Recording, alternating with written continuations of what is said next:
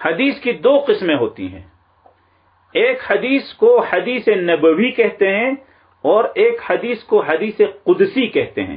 حدیث نبوی کا مطلب یہ ہے کہ صحابی نے جناب نبی کریم صلی اللہ علیہ وسلم سے روایت نقل کی، اور حدیث قدسی کا مطلب یہ ہوتا ہے کہ جناب نبی کریم صلی اللہ تعالی علیہ وسلم نے اللہ سے روایت نقل کی۔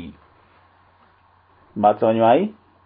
حدیث نبوی جناب نبی کریم صلی اللہ علیہ وسلم پر آ کر رک جاتی ہے، اور حدیث قدسی یہاں نہیں رکتی، بلکہ جناب نبی کریم صلی اللہ علیہ وسلم اللہ تعالی سے روایت کرتے ہیں۔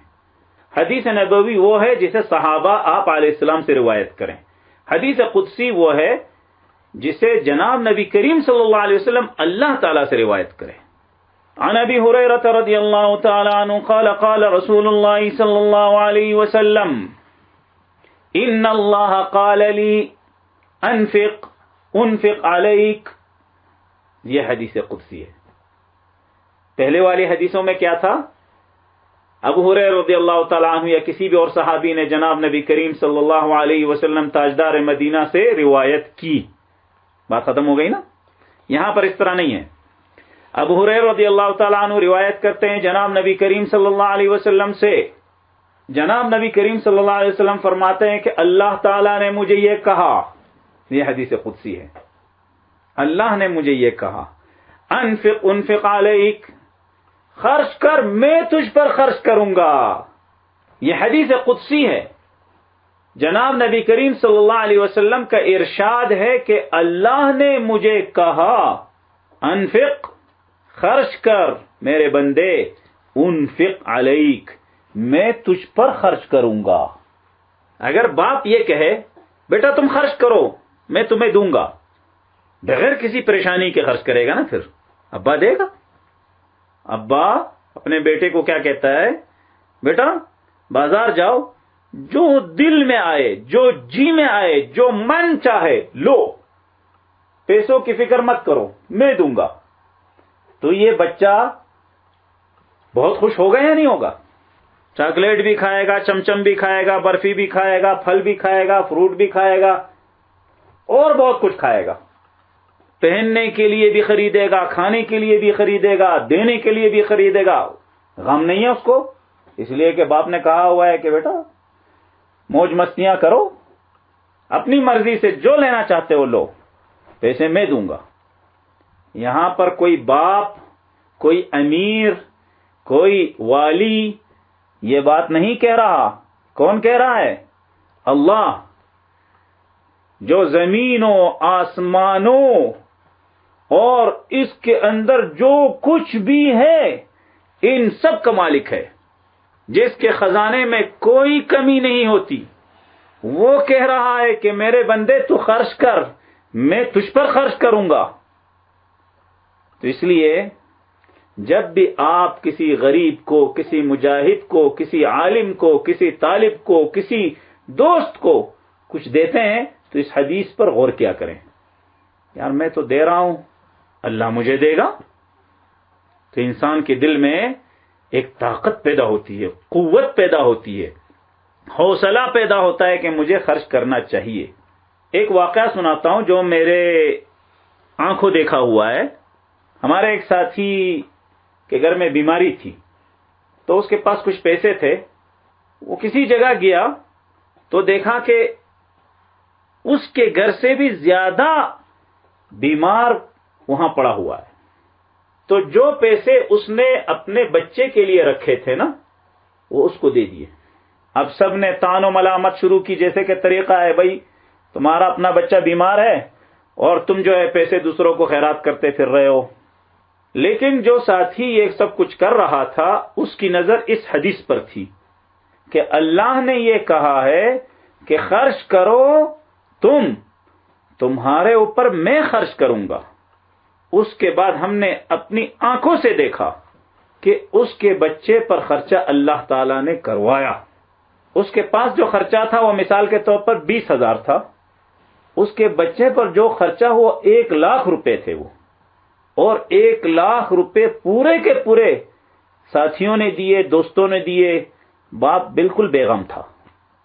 یہ اس حدیث پر عمل کرنے کا نتیجہ ہے، اس لیے کہ اللہ جل جلالہ یہ فرما رہے ہیں کہ تم خرچ کرو، میں تم پر خرچ کروں گا۔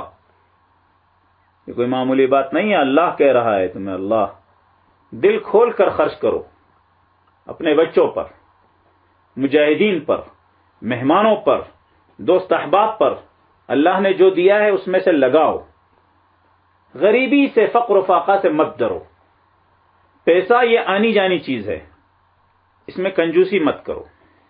ایک اور بات ہے، یہ جو پیسہ آپ کے پاس آتا ہے نا، یہ رہتا کبھی بھی نہیں ہے۔ اگر آپ اسے سیدھے طریقے سے خرچ نہیں کرتے تو اس کے اور بھی بہت سارے طریقے اللہ تعالیٰ بنا دیتا ہے۔ یہ جو مالدار لوگ ہوتے ہیں نا، 50 لاکھ روپے ان کی تنخواہ ہوتی ہے۔ کتنی؟ 50 لاکھ روپے ان کی تنخواہ ہوتی ہے۔ بیوی بیمار، بچہ بیمار، ماں بیمار، باپ بیمار، خود بھی بیمار۔ 50 لاکھ روپے سے 40 لاکھ روپے تو یہ بیماروں پر خرچ ہو جاتے ہیں، بقایا جو رہتے ہیں وہ گاڑیوں پر خرچ ہوتے ہیں۔ مالدار لوگ بھی ہماری طرح 2 روٹی کھاتے ہیں، وہ 50 روٹیاں نہیں کھاتے ہیں، بلکہ ایسے بہت سارے مالدار میں نے خود دیکھے ہیں، دسترخوان پر ہم بیٹھے ہوئے ہیں، قسم قسم کی چیزیں لائی جا رہی ہیں، ہمارے تو موج میلے ہو گئے، مزے ہو گئے، مفت میں کھاؤ دباؤ، اور وہ امیر صاحب کو، پیسوں کا امیر، ایک تو ہماری جہادی جماعتوں کے امیر ہوتے ہیں اور تبلیغی جماعت کے امیر ہوتے ہیں۔ کسی کو فوج نے پکڑ لیا عیسائی والوں نے پاکستان میں، اور پھر کہا کہ تم لوگوں میں امیر کون ہے؟ اس نے کہا بابا ہم سب غریب ہیں، امیر ایک بھی نہیں ہے۔ تو اس افسر نے کہا الو کے پٹھو، ہر کسی کو پکڑ کر لے آتے ہو، اس کو تو یہ بھی پتا نہیں ہے امیر کیا ہوتا ہے۔ تو چھوٹ گئے الحمدللہ۔ تو یہاں جو امیر وہ پیسوں والا امیر ہے۔ امیر کی طرف میں دیکھتا رہا، وہ چھوٹی سی پلیٹ میں 2-3 دانے اس نے انار کے یا کسی چیز کے لیے بس اسے کھایا اور بیٹھا رہا۔ اب مجھے اچھی طرح یاد نہیں اس نے کیا کھایا تھا، تو میں حیران ہو گیا، اتنا مالدار آدمی ہے، کچھ کھاتا پیتا کیوں نہیں ہے؟ تو استاد نے مجھے اشارے سے کہا کہ یہ بیمار ہے، سونے کی دکانیں ہیں اس کی، سونے کی دکانیں، اور اگر اب بھی مرا نہ ہو تو شاید اب بھی سونا بیچتا ہوگا، کھانا اس کے نصیب میں نہیں لکھا ہوا تھا۔ بہت سارے لوگ ہیں ایسے، کسی کو شوگر، کسی کو بلڈ پریشر، کسی کو کیا، اللہ بچائے۔ تو ایسے پیسوں کا فائدہ کیا جو نہ آپ کھا سکتے ہیں، نہ آپ اس سے کوئی لطف اٹھا سکتے ہیں۔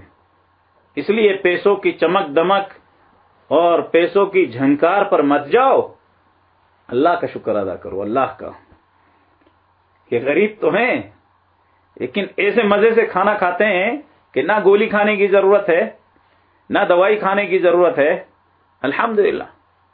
اور بھی لاؤ، اور بھی لاؤ۔